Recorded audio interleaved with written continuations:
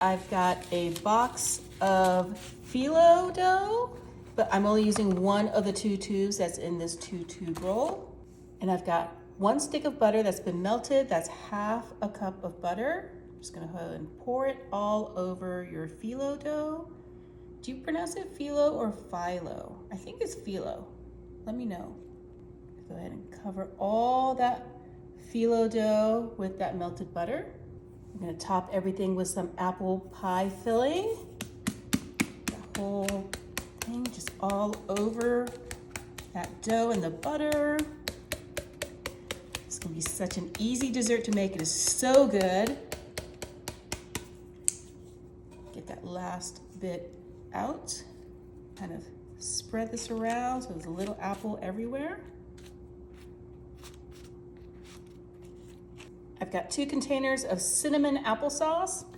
Just go ahead and put that in between, like dollops in between those big apple slices.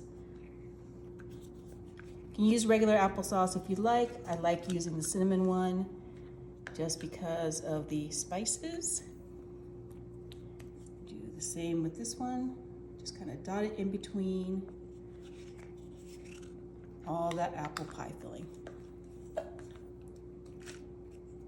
Gonna add some apple pie spices to the top of that. I know we use that cinnamon applesauce, but a little bit of extra spice makes everything so much more delicious. Then we're adding just a little bit of extra cinnamon to that. This is one of those desserts that every time I make it, people are like, let me know how you make it. It looks so complicated, but it's really like the easiest thing ever. To that, we're adding some pecan chips. You can use walnuts if you'd like. You can use the whole bag, but I'm just gonna use half of the bag for this recipe. And we're adding just a little bit of cracked salt, just to kind of cut down a little bit on that sweetness.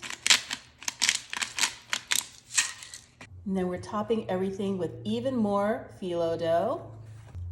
Just 1 sheet at a time, just kind of roll it up and just place it right on top of that apple pie filling.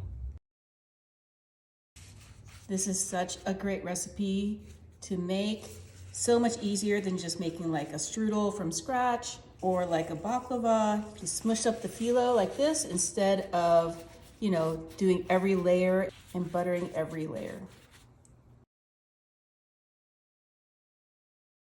And I'm using full sheets of phyllo here, but this is also a great recipe if you've got broken phyllo that's already dried out. The last one right in there, like so. Make sure everything is covered up. And this is another stick of butter, another half cup. We're just gonna go ahead and pour this all over this layer as well. You can use a pastry brush, but to be honest, this is just as easy to do, especially for this recipe, because you don't need to do every single layer. Okay. And then this goes into a 400-degree oven for about 25 to 30 minutes. Wow, that looks so good, guys. Gonna cut into this with a pizza cutter. You can use a knife, but I think a pizza cutter is just a little easier. Cut through all those layers.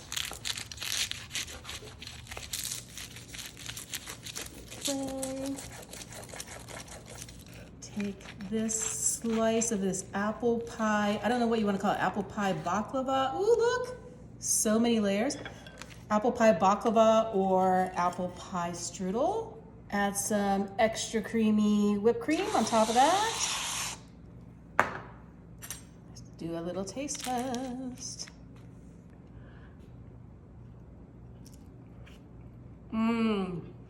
It's so good. It's like flakiest pastry with the apple pie on the inside. It is such a good dessert, guys. You need to make this.